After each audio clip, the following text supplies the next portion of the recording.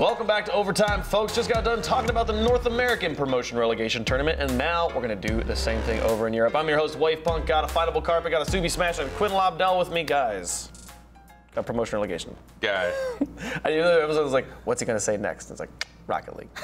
Just surprise. Who'd have guessed? Could have been creative, but decided to not be. Let's take a look at the bracket here for Europe and see how things are all shaping up here at the beginning. Team Secret versus Fnatic, and then Team Envy versus the Juicy Kids. Same thing as before, as we saw over in North America here. One team will win through the upper bracket, one will win through the lower. So the lower bracket never comes back up and faces the upper bracket. So it's a double limb Swiss kind of hybrid abomination thing. It's actually pretty cool. I actually really like this.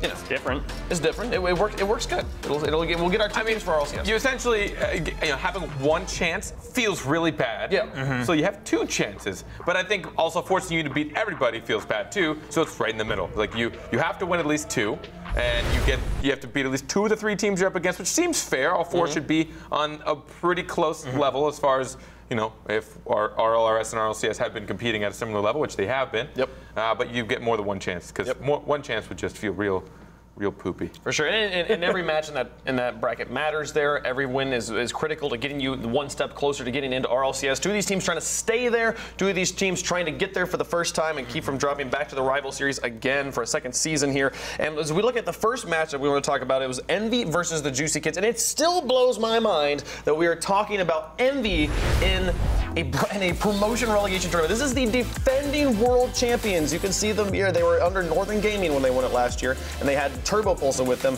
but they swapped Turbo for Greasy Meister, you see on your screen now. Like it's not a substitution that you think would break the team. And they had a great offseason, so this was just a nightmare of a season here for Envy. I think it broke both teams. Flipside and Envy. I don't know what happened then.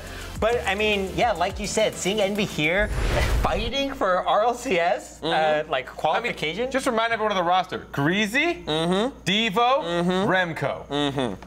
How? Think about that. Those are like, and Greasy Meister has won the world championship before. Like it's not like you took a world championship team and put some rando on it. Like this is a player who just the season prior was the reigning world champ. So and now neither of those teams is going to be going to land to defend themselves here.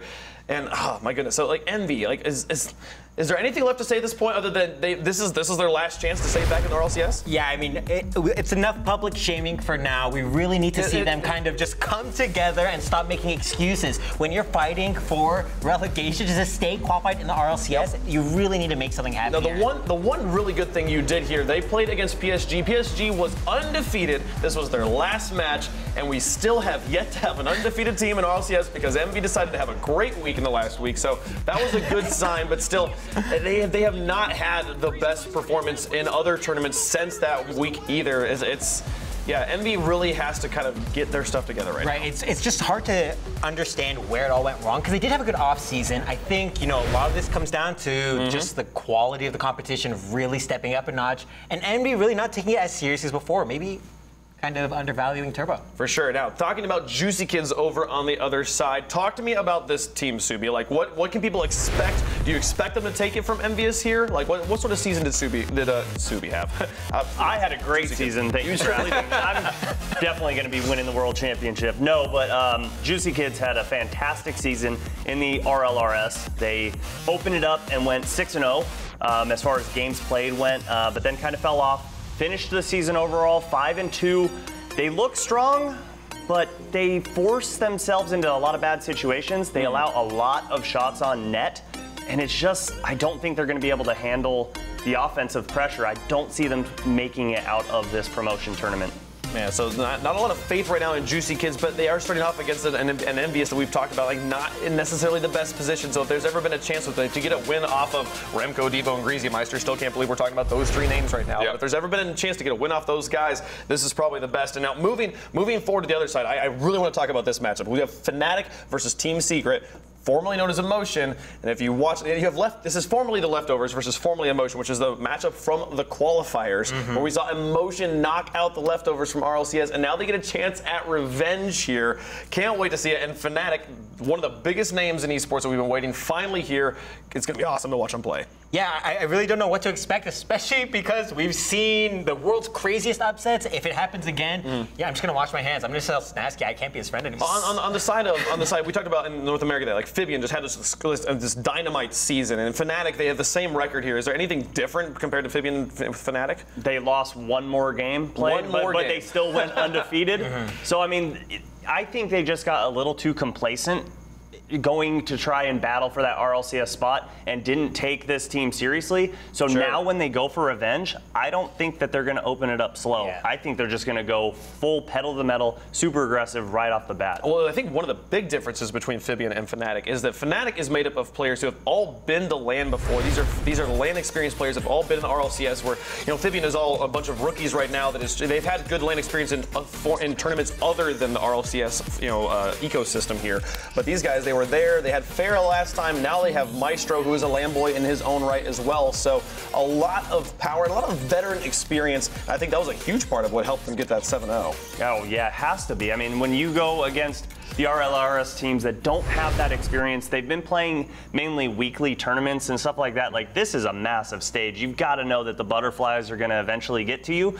So they went into that with that basically like the senior mentality. They know how to punch their ticket to breakfast with that discount, just kind of take the easy road. But going into this, I don't think they're going to sleep at all. It's going to be a stomping, in my opinion. And they are going up against Secret, who had a great qualifier, but then had a terrible, terrible season as they just struggled to get any wins at all. And you see, like, again, we're going to pull the highlights here from their victories against the Leftovers back when they were called Aeriality. And these guys, I want them to have an opportunity here. And I'm not going to lie, I would laugh really hard if Team Secret were to beat Fnatic and just to have that be again when they had a good up week. But right now, they've just given me so little to hold on to right now. I mean, good up week is one thing, but this is a situation where I've seen a lot of things on the line, but I think this is probably the most intense we'll see teams try and perform. There's something about that promotion, something about being where you feel like you might deserve you should be. And especially when we saw upsets last season, and then watching all your friends and all your teammates, people you competed with last season, all get to play without you. Yeah. Or, being a team that's there and wants to hold your spot and hold your ground. This is probably where we're going to see the tightest competition and people really bringing out stuff we had never seen from them.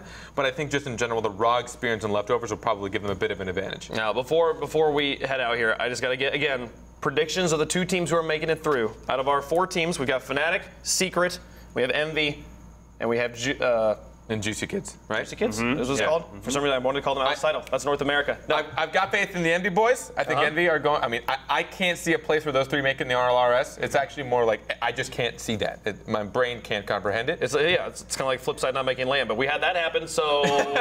Oh, true. And I think Fnatic will be the other team. I think Fnatic truly they've really ramped up all season, undefeated the entire time, and I don't think they'll slow down. I think we got a train here going again. I'm going Fnatic Envy as well. All aboard. Okay. All right, we got a consensus on the desk for both North America and Europe, guys. It's been a great show here. We got one more thing in store for you. You want to hear from Snasky from Fnatic? I sure do. We interviewed him back when he was on the Leftovers. Now he's on one of the coolest teams in Europe. We'll get to interview him here on Overtime right after the break.